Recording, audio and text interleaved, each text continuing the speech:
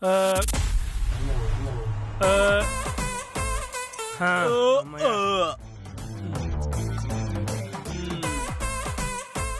లేకోరా నాదిరా place లేకో రే రే లేగో నా place రే ఇది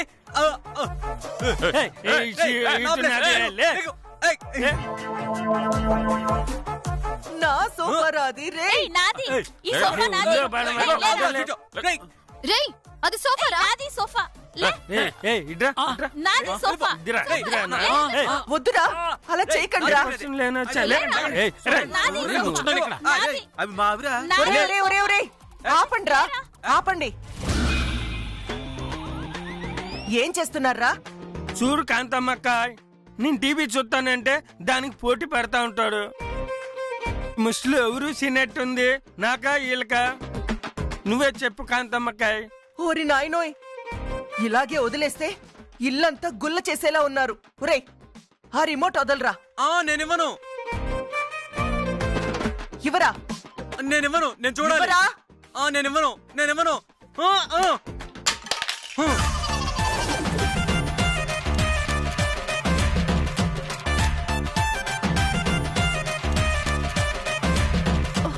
నిన్ను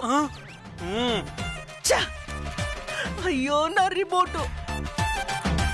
రిమోటు అత్త అప్పుడే ఏమైంది ఇక నుంచి వీళ్ళందరూ ఇంట్లోనే ఉంటారు కదా ఇలాంటి రామాయణాలు రోజుకి 4 చూడొచ్చు కందమొత్తాయి అదే నిజమే ఈ పిచ్చెదవల్ని ఇలాగే వదిలేశానంటే నా ఇంటిని సర్వనాశనం చేస్తారు రే ముష్టిరాజా ఇలా రారా నేను రానక్కాయ్ నేను టీవీ చూడాలి రమ్మని చెప్తున్నానా నేను రానక్క టీవీ చూడాలి నిన్ను ఇలా కాదురా పద ఏంటో విడు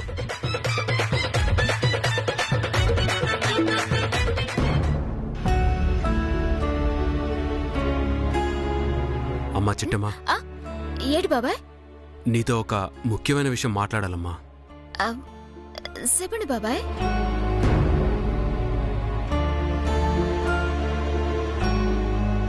ఇదిగో ముష్టిబాబులో అందరూ పార్పాకి వెళ్ళండి అలాగే అలాగే అలాగే ఏ మీకు స్పెషల్ గా చెప్పాలా ఎలానే వెళ్తాంలే బాబాయ్ అందరూ వెళ్ళిపోయారు ఇప్పుడు చెప్పండి ఏం లేదమ్మా మా దురదృష్టం ఏంటో గాని మా వారసురాలు దొరికింది అని ఆనందపడే లోపే కారణాలు చెప్పకుండానే మా వారసురాలు మమ్మల్ని వదిలి వెళ్ళిపోయిందమ్మా మళ్ళీ మమ్మల్ని ఎప్పుడు కలుస్తుందో అసలు కలుస్తుందో లేదో కూడా తెలీదమ్మా అవును బాబాయ్ అసలు మన వైష్ణవిదేవి ఎందుకెళ్ళిందో ఏడికెళ్ళిందో ఎవరికి తెలీదు అప్పటికి అమ్మా నాన్న తెలిసిన చోటల్లా వాకప్ చేస్తానే ఉన్నారు కానీ ఎలాంటి ఫలితమూ లేదు బాబాయ్ అందుకే ఒక నిర్ణయానికి వచ్చామమ్మా ఏటి బాబాయ్ అదే అదేంటంటే మా అన్నయ్య చనిపోకముందు తన యావదాస్తిని 2 భాగాలుగా చేసి తన 2 కూతుర్ల పేరు మీదకి వీలునామా రాశాడు. ఆ వీలునామా ప్రకారం వాళ్ళు మేజర్లు కాగానే ఆస్తి మొత్తం వాళ్ళకి అప్పచెప్పాలి. అలా కాని పక్షంలో ఆ ఆస్తి మొత్తం ట్రస్ట్కి వెళ్ళిపోతుంది.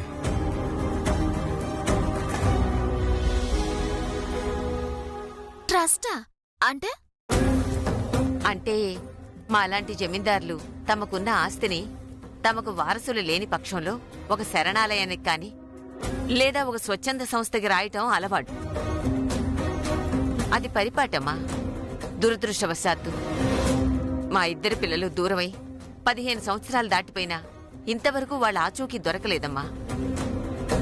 గవర్నమెంట్ రూల్ ప్రకారం ఒక మనిషి 6 ఏళ్లు కనిపించకపోతే ఆ మనిషి చనిపోయినట్టు పరిగణిస్తారు. కావాలంటే డెత్ సర్టిఫికెట్ కూడా ఇస్తారు.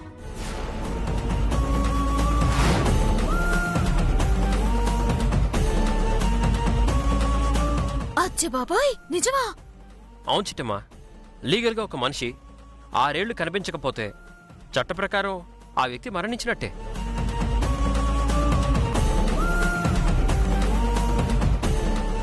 ఇప్పుడు మా ట్రస్ట్ వాళ్ళు కూడా ఆ పాయింట్ పట్టుకున్నారమ్మా. మా ఇద్దరి వారసులు దూరమై ఇప్పటికి 15 సంవత్సరాలు దాటింది కాబట్టి వాళ్ళిద్దరూ మరణించినట్టు ధృవీకరించి ఆస్తి మొత్తం ట్రస్ట్ వాళ్ళకి ఇచ్చేయమంటున్నారమ్మా. మాకేమో అలా ఇవ్వటం ఇష్టం లేదు. ఎందుకు బాబాయ్? ఎందుకంటే ఏం చెప్పనమ్మా, మా వారసులు ఇప్పటికీ కలవకపోవచ్చు. పొరపాటున వచ్చే ఏడాదో ఆ పై వచ్చే ఏడాదో మమ్మల్ని కలిస్తే మా ఆస్తులు ఎక్కడా అని మమ్మల్ని నిలదీస్తే ఏం సమాధానం చెప్పాలి? అలా అని ఆస్తి మొత్తం ట్రస్ట్ వాళ్ళకి రాసి మా ఇద్దరు బిడ్డల్ని అనాథల్ని చేయలేం కదా. వాళ్ళ భవిష్యత్తుని రోడ్డు మీదకి ఈడ్చలేం కదా. అందుకే ఓ నిర్ణయానికి వచ్చాం. ఏడి బాబాయ్ అది? తప్పుగా అనుకోకపోతే అనుకోకపోతే నిన్నే మా వైష్ణవదేవిగా మా ట్రస్ట్ వాళ్ళకి పరిచయం చేద్దాం అనుకుంటున్నానమ్మా.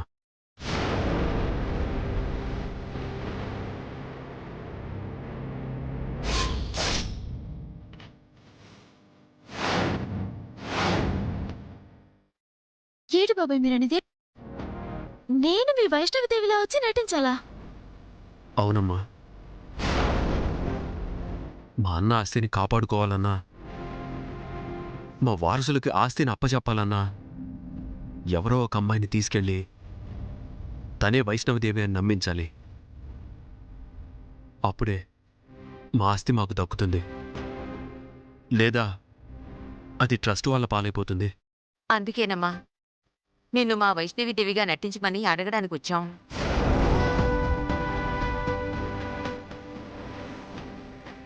ఇది అడగడానికి బయట అవకాశం లేకే కాంతమ్మ భోజనానికి పిలిచిన వెంటనే వచ్చావమ్మా.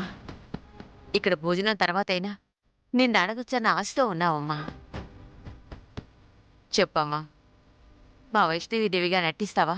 నానమ్మా, మీరేం మాట్లాడుతున్నారో నాకు అర్థం కావట్లేదు. అలా నటించడం తప్పు కదా? ఇంకొకళ్ళని మోసం చేయడం అన్యాయం కదా నానమ్మా? తప్పే ఉంది చిట్టమ్మా. పాపం వాళ్ళ అన్నయ్య గారు ఆస్తి వాళ్ళ వారసురాలకి దక్కడమే న్యాయం, ధర్మం. అలా కాకుండా ట్రస్ట్కి వెళ్ళిపోతే రేపొద్దున నిజమైన వారసులు వస్తే వాడి గతేం కావాలి? అంత పెద్ద వంశంలో పుట్టిన పిల్లలు రేపు సామాన్యులుగా బతకాలంటే ఎంత కష్టమో తెలుసా? అది కాదు బావా, ఇలా నటించటం ఎందుకో నాకు ఇష్టం లేదు. ప్లీజ్ అమ్మా, బాగా ఆలోచించుకో. నువ్వు ఒప్పుకుంటే మా అన్న పిల్లలకి న్యాయం జరుగుతుంది. లేదంటే వాళ్ళకి అన్యాయం జరుగుతుందమ్మా.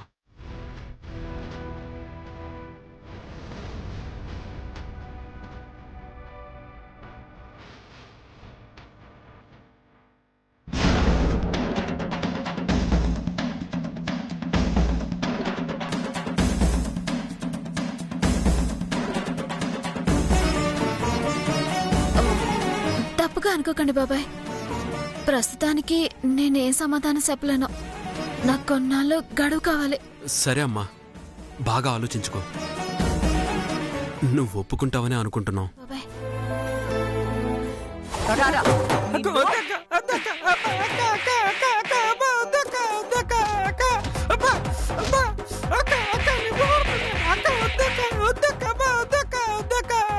నీకు దండం పెడతాను, వదిలే అక్క. ఏరా ముష్టిరాజా, బండి దగ్గరకొచ్చి ఫ్రీగా తిండి తినిపోరా అంటే నా ఇంట్లోకొచ్చి తిష్ట వేద్దాం అనుకుంటున్నావా? తోలు ఒలిచేస్తానేమనుకున్నావో? అమ్మా, ఇందులో నా తప్పేం లేదమ్మా. చిట్టమ్మ మొత్తం కనిపెట్టేసిందమ్మా. ఇప్పుడు నా పరిస్థితి చేయి దాటిపోయిందమ్మా. నేనేం చేయలేనమ్మా. సరే, చిట్టమ్మకి నేనేదో ఒకటి చెప్పుకుంటాను. ముందు మీరిక్కడి నుంచి వెళ్ళిపోండి. అమ్మా, ఇక్కడి నుంచి మేము వెళ్ళిపోవాలంటే చిట్టమ్మ మనిషికి 2000 రూపాయలు అడిగిందమ్మా. ఏంట్రా, మనిషికి 2000 అడిగిందా? అవునమ్మా. ఆ 2000 ఇవ్వగానే ఇవ్వలేదంటే మీ బంధువులుగా మమ్మల్ని ఇదే ఇంట్లో ఉండమని సలహా ఇచ్చిందమ్మా. చెప్పనమ్మా, ఆ 2000 ఇస్తారా, మమ్మల్ని ఇక్కడే ఉండమంటారా? ఓరి నాయనోయ్, చిట్టమ్మే ఇలా ఇరికించిందన్నమాట. జీవితకాలం వీళ్ళిక్కడే ఉండిపోవడం కంటే ఓ 2000 ఇచ్చి వదిలించుకోవడమే మంచిది. సర్లేరా, 2000 ఇస్తే ఇక్కడి నుంచి వెళ్ళిపోతారుగా? వెళ్ళిపోతామమ్మా. ఒక్క నిమిషం ఉండు.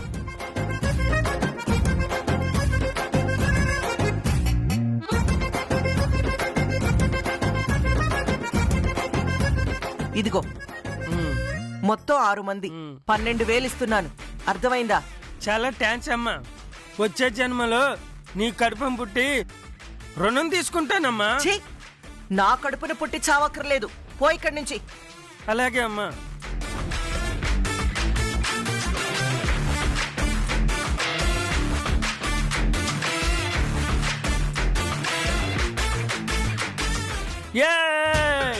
Plan success. ఏంట్రా ఎంత వచ్చాయి? మొత్తం 12,000. 12,000.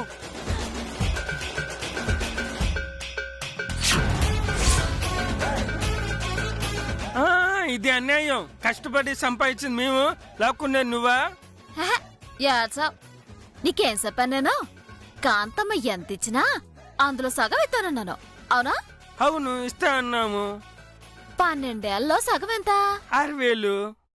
ఆ, ఎదిగో 6 ఏళ్ళు తీసుకోండి. తల పోయి పంచుకోండి. కాదు కూడదు అంటే చెప్పండి. ఇప్పుడు పోలీసులకు ఫోన్ చేస్తా. వద్దులే, కనీసం 6,000 నువ్వు. పదండ్రా వెళ్దాం.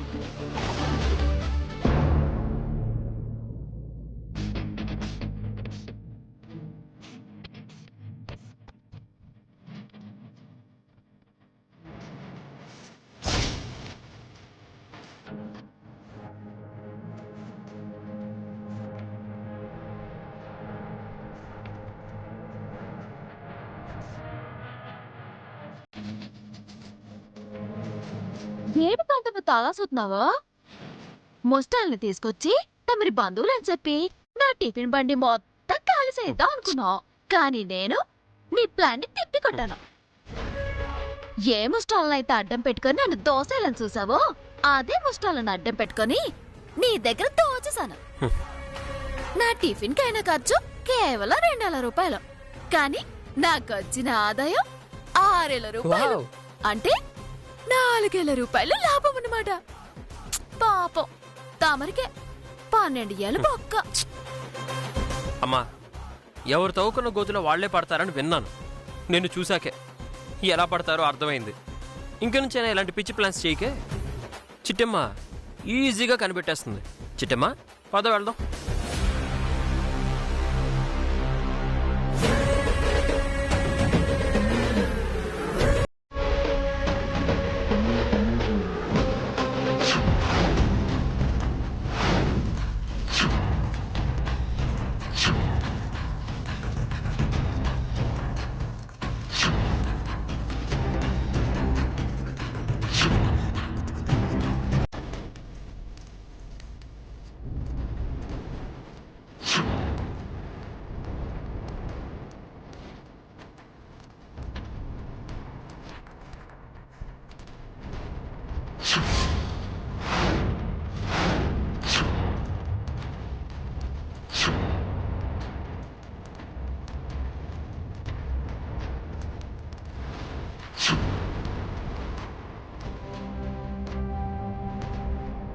అమ్మా, ఇక్కడి నుంచి మేము వెళ్ళిపోవాలంటే చిట్టమ్మ మనిషికి 2,000 రూపాయలు అడిగిందమ్మా.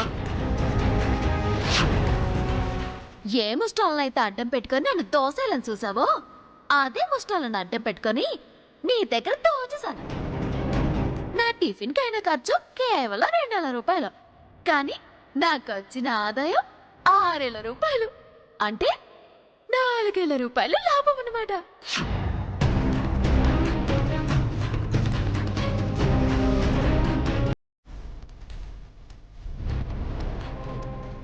అమ్మగారు అలా బిగిసిపోయారేంటండి? ఏదైనా మాట్లాడండి. అక్క, ఏదైనా మాట్లాడక్క. నువ్వు మాట్లాడకపోతే మాకు భయం వేస్తుందక్క. అమ్మా, ఏదైనా మాట్లాడమ్మా, లేకపోతే మా మూగొత్తలాగా మూగదాని అయిపోయేమోనని భయం వేస్తుందమ్మా. అమ్మా, అమ్మగారు, అమ్మగారు,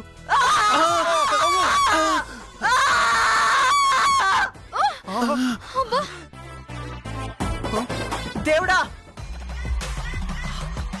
ఆ చిట్టమ్మకి 2,000 రూపాయలు లాస్ చేద్దామనుకుంటే నాకు 12,000 రూపాయలు లాస్ చేసావా స్వామి? నేను నీకేం అన్యాయం చేశాను స్వామి? నెలకొకసారి పూజ చేస్తున్నాను కదా, సంవత్సరానికి ఒకసారి దండం పెడుతున్నాను కదా, 5 ఏళ్లకొకసారి నీ గుడికొస్తున్నాను కదా, అయినా నాకు అన్యాయం చేయడానికి నీకు మనసు ఎలా ఒప్పింది స్వామి? అమ్మా బాధపడకమ్మా. నీకు జరిగిన అన్యాయానికి ఇంత పగ తీర్చుకోకపోతే నా పేరు నీలంబరే కాదు. ఏయ్, నువ్వు తీర్చుకోవడం కాదు, చిట్టెమ్మని చావు దెబ్బ కొట్టకపోతే నా పేరు కాంతమ్మే కాదు.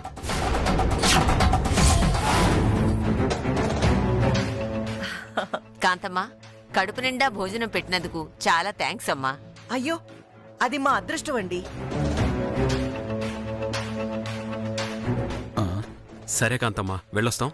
అలాగే చిన్నబాబు గారు. అవును, వీరనారాయణ బాబు గారి.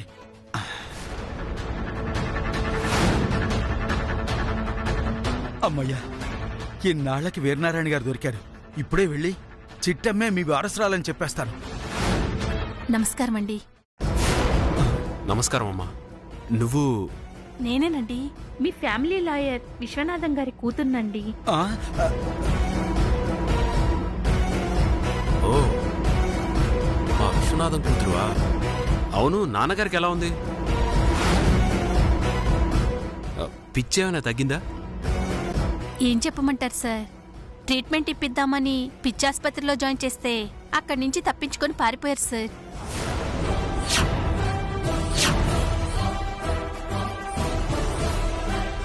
ఇక్కడున్నారేమోనని వెతుక్కుంటూ వచ్చాం. ఎక్కడున్నాడో తెలీదు. లాయర్ గారు పారిపోతే మా ఇంటి కిందకు వస్తారా? ఓహో, అంటే వాడా పిచ్చాసుపత్రి నుంచి తప్పించుకుని చిట్టెమ్మకి నువ్వే వీరనారాయణ గారి వాళ్ల వారసురాలు అని చెప్పడానికి తిరుగుతున్నాడన్నమాట. అయినా అంత అజాగ్రత్తగా ఎలా ఉన్నావమ్మా? మా ఇంటికైతే ఏం రాలేదు. ఎక్కడున్నాడో వెళ్ళి వెతుక్కోండి. సమయానికి నా కూతురు వచ్చింది, లేదంటే ఈ వైష్ణవదేవే చిట్టమని చెప్పేసి ఉండేవాణ్ణి. పొర్రపాటు నేను వెళ్ళానంటే మళ్ళీ తీసుకెళ్లి పిచ్చాసుపత్రిలో పడేస్తారు. చచ్చినా నేను నా కూతురు కంట పడను. ఒకవేళ ఇక్కడికి గాని తిరిగి వస్తే మాకు కబురు చేయండి మేడం, వచ్చి తీసుకెళ్తాం. అలాగే, వస్తే తప్పకుండా కబురు చేస్తాను. ఫస్ట్ నీ ఫోన్ నెంబర్ చెప్పు.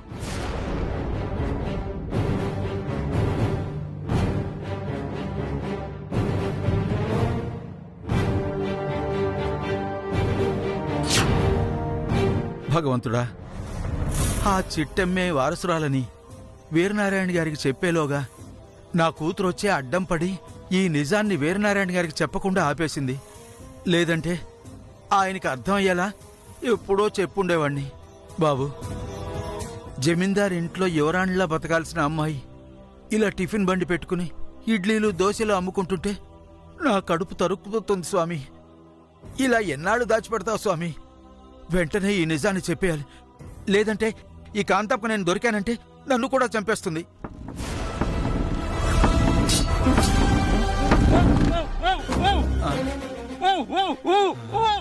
ఏంటిది? లోపలేదో సౌండ్స్ వస్తున్నాయి. ఏవై ఉంటుందబ్బా?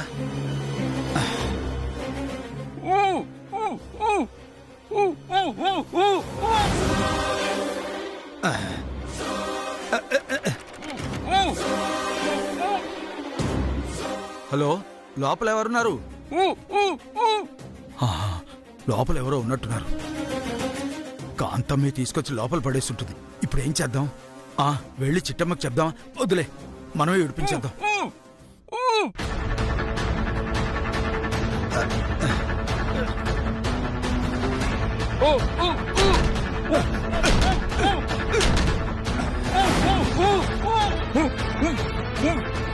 దాసు, దాసు, దాసు, ఏమైంది దాసు? నిన్నెవరు ఇక్కడ పడేశారు? ఇంకెవరు సార్, ఆ రాక్షస కాంతమ్మే కట్టిపడేసింది.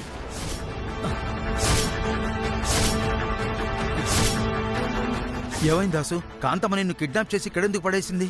ఏం చెప్పమంటారు సార్, చిన్నప్పుడే తప్పిపోయిన వైష్ణవదేవిని అప్పగిస్తానని చెప్పి ఒక అమాయకురాలను తెచ్చి ఆ అమ్మాయినే జమీందార్ గారి వారసురాలను నమ్మించింది. నిజం నాకు తెలిసిపోయిందని నేనెక్కడ వీరనారాయణ గారికి చెప్పేస్తానోనని నన్ను ఇక్కడ కట్టిపడేసింది. ఇన్నాళ్ళుగా ఆవిడ పాపం పండింది. అందుకే దేవుడు మిమ్మల్ని పంపించాడు. ఇప్పుడే వెళ్ళి వీరనారాయణ గారికి జరిగిందంతా చెప్పేస్తాను. ఆహాహా, ఇంతకు ముందే ఆ దేవుడికి మొక్కుకున్నాను. ఏమని మొక్కున్నారు సార్? ఆ చిట్టమ్మే ఈ జమీందార్ గారింటి వారసురాలని త్వరగా నిరూపించమని స్వామిని మొక్కుకున్నాను. అంతే, ఇంతలో నువ్వు దొరికేశావు. ఏంటి సార్ మీరనేది? చిట్టమ్మ? మిఠాయి కొట్టు చిట్టమ్మ మా జమీందార్ గారి వారసురాలా? అయ్యో, మిఠాయి కొట్టు చిట్టమ్మ కాదయ్యా, సాక్షాత్తు మన వైష్ణవీదేవే కర్మకాలి మిఠాయి కొట్టు చిట్టమ్మలాగా బతికేడుస్తుందయ్యా. ఇక మీదట మన వైష్ణవీదేవి మిఠాయి కొట్టు చిట్టమ్మలాగా బతకడానికి వీల్లేదు.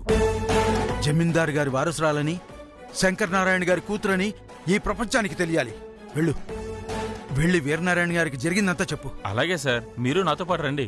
వద్దు దాసు, వీరనారాయణ గారి దృష్టిలో నేనిప్పుడు ఒక మతిస్థిమితం లేనివాణ్ణి. నేను ఒక పిచ్చోణ్ణి. నా మాట ఆయన నమ్మడు. అదేంటి సార్ అలా మాట్లాడుతున్నారు? అబ్బా, అదో పెద్ద కథలే, ఇప్పుడు చెప్పడానికి టైం లేదు. నువ్వు ముందెళ్ళి వీరనారాయణ గారికి జరిగిందంతా చెప్పు. ఈ చిట్టమ్మే జమీందార్ గారి వారసురాలని ఆయనకి చెప్పి తీసుకురా. వెళ్ళు. అలాగే సార్.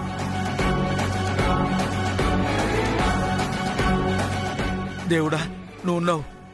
ఇక అతి కొద్ది నిమిషాల్లో ఈ మిఠాయి కొట్టు చిట్టమ్మ జమీందార్ గారి వారసులని తెలియబోతుంది. ఈ ప్రపంచానికి తెలియబోతుంది. తెలియబోతుంది స్వామి.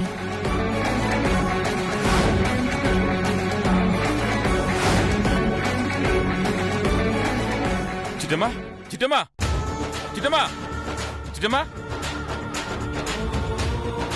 చిట్టమ్మా, చిట్టమ్మా.